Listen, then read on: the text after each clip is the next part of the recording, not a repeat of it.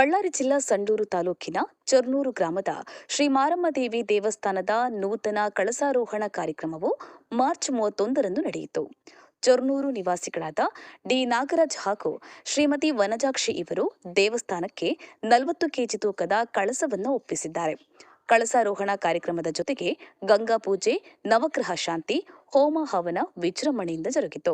ಈ ಕಾರ್ಯಕ್ರಮದಲ್ಲಿ ಊರಿನ ಗ್ರಾಮಸ್ಥರು, ದೈವಸ್ಥರು ಭಾಗಿಯಾಗಿ ಶ್ರೀ ಮಾರಮ್ಮದೇವಿಯ ಕೃಪೆಗೆ ಪಾತ್ರರಾದರು. ವಿನಯ್ ಹಿರೇಮಠ, ಬಳ್ಳಾರಿ. ಜೈ ಭೀಮ್ ನ್ಯೂಸ್ 24x7 ಇದು ಬಹುಜನರ ನ್ಯಾಯಕ್ಕಾಗಿ. ಮತ್ತೆ ಅಲ್ಲಿಂದ ಆತ ಏನು ಸಂದೇಶಗಳನ್ನ ಕಳಿಸ್ತಾನಲ್ಲ ಅದನ್ನು ಸ್ವೀಕಾರ ಮಾಡಕ್ಕೆ ಕಳಶ ಇರಬೇಕು. ಕಳಶದಿಂದ ಅದು ಗೋಪುರಕ್ಕೆ ಬಂದು ಗೋಪುರದ ಕೆಳಭಾಗದಲ್ಲಿರತಕ್ಕಂಥ ಮೂರ್ತಿಗೆ ಆ ಸಂದೇಶ ರವಾನೆಯಾಗಿ ದೇವರು ಹೂವನ್ನ ಕೊಡೋದ್ರ ಮುಖಾಂತರ ಅಥವಾ ಪುಷ್ಪವನ್ನ ನೀಡೋದ್ರ ಮುಖಾಂತರ ಭಕ್ತರ ಕೋರಿಕೆಗಳನ್ನ ಈಡೇರಿಸ್ತಾನ.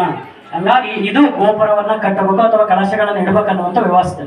ಹಂಗಾಗಿ ಮೊಬೈಲ್ ಅನ್ನ ನೋಡಿ ಗೋಪುರ ಕಟ್ಟಿಲ್ಲ ಅಥವಾ ಕಳಶಗಳನ್ನ ಇಟ್ಟಿಲ್ಲ. ಗೋಪುರ ಕಳಶಗಳನ್ನ ನೋಡಿ ಆ ಮೊಬೈಲ್ ಟವರ್ ಗೋಪುರ ನೋಡಿ ಅವರು ಟವರ್ ಕಂಬ ಮಾಡಿರೋದು. ಆ ತಾಮ್ರದ ಕಳಶ ನೋಡಿನೇ ಇದಕ್ಕೆ ತಾಮ್ರದ ಲೇಪನ ಮಾಡಿರೋದು ಸಿಮ್ಮಿಗೆ.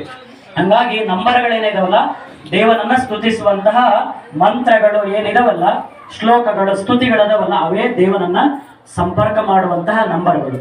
ಹಿಂಗೆ ಗೋಪುರ ಇಲ್ಲದೆ ಇರತಕ್ಕಂತಹ ದೇವಸ್ಥಾನಗಳಲ್ಲಿ ಯಾವುದೇ ವಿಶೇಷವಾದ ಶಕ್ತಿ ಇರಲ್ಲ. ಯಾಕಂದ್ರೆ ಟವರ್ ಕಂಬ ಇಲ್ಲಂದ್ರೆ ಏನೋ ಫೋನ್ಗಳ ಸಂದೇಶಗಳೇ ಆ ಕಡೆ ಈ ಕಡೆ ಹೋಗೋದಿಲ್ಲ.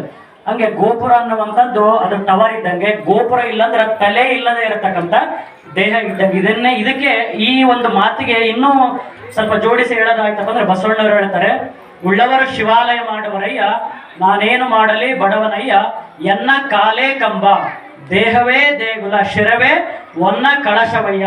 ಈ ದೇವಸ್ಥಾನಕ್ಕೆ ಕಂಬಗಳೇನಿದಾವಲ್ಲ ಅವೇ ಆಧಾರಗಳು. ಹಂಗೆ ಭಗವಂತ ನಿರ್ಮಾಣ ಮಾಡಿರ್ತಕ್ಕಂಥ ಈ ದೇಹ ಅನ್ನುವಂಥ ದೇವಸ್ಥಾನಕ್ಕೆ ಕಾಲುಗಳೇ ಕಂಬಗಳು. ಈ ದೇಹ ಏನೈತಲ್ಲ ಅದೇ ದೇಗುಲ, ಶಿರ ಏನೈತಲ್ಲ ಅದೇ ಒನ್ನ ಕಳಶ. ಅಂದ್ರೆ ತಲೆ ಬೇರೆ ಅಲ್ಲ, ದೇವ್ರ ಮೇಲೆ ತಲೆ ಮೇಲೆ ಅಲ್ಲಿ ಗೋಪುರದ ಮೇಲೆ ಇರ್ತಕ್ಕಂಥ ಕಳಶ ಬೇರೆ ಅಲ್ಲ. ಹಂಗೆ ಕಳಶ ಇಲ್ಲದೆ ಇರತಕ್ಕಂತಹ, ಗೋಪುರ ಇಲ್ಲದೆ ಇರತಕ್ಕಂಥ ದೇವಸ್ಥಾನದಲ್ಲಿ ಯಾವುದೇ ವಿಶೇಷ ಶಕ್ತಿಗಳು ಇರಲ್ಲ. ಹಂಗೆ ತಲೆ ಇಲ್ಲದೆ ಇರತಕ್ಕಂತಹ ವ್ಯಕ್ತಿಗೆ ಯಾವ ಜ್ಞಾನ ಇರೋ ಜ್ಞಾನ ಎಲ್ಲ ಇರೋದೇ ತಲೆ ಒಳಗೆ. ತಲೆನೇ ಇಲ್ಲ ಅಂದ್ರೆ ಮನುಷ್ಯನ ಊಹಿಸ್ಕೊಳ್ಳಿಕ್ಕೂ ಕೂಡ ಸಾಧ್ಯ ಇಲ್ಲ. ಹಂಗಾಗಿ ತಲೆ ಬೇರೆ ಅಲ್ಲ, ಗೋಪುರದ ಮೇಲೆ ಇರ್ತಕ್ಕಂಥ ಕಳಶ ಬೇರೆ ಅಲ್ಲ. ಹಂಗಾಗಿ ದೇವ ಏನಿದಾರಲ್ಲ ಅವ್ರು ನಮ್ಮ ಪ್ರತಿರೂಪ. ಅದಕ್ಕೆ ಅಯ್ಯಪ್ಪ ಸ್ವಾಮಿ ಒಂದು ಶ್ಲೋಕ ಬರ್ತದೆ, ತತ್ವಮಸಿ ಅಂತಂದ ಹೇಳಿ. ತದ್ ತ್ವಂ ಆಸಿ ಅಂದ್ರೆ ನಾನು ಬೇರೆ ಅಲ್ಲ, ನೀನು ಬೇರೆ ಅಲ್ಲ. ನೀನು ದೇವರಾದ್ರೆ ನಾನು ಭಕ್ತ.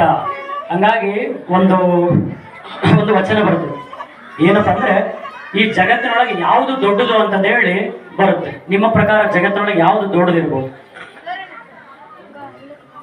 ಜಗತ್ತಿನಲ್ಲಿ ಯಾವುದು ದೊಡ್ಡದು? ಭೂಮಿ ದೊಡ್ಡದು, ಏನು ಸಮುದ್ರ ದೊಡ್ಡದು, ದೇವತೆಗಳು ದೊಡ್ಡವರು? ಯಾರು ದೊಡ್ಡವರು ಈ ಜಗತ್ತಿನೊಳಗೆ?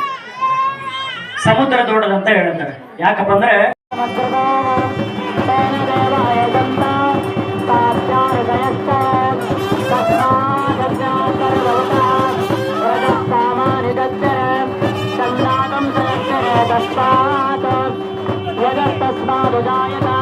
तस्मादस्वाजायन्त एके चोपयागताः गावाः जग्निरे तस्मात्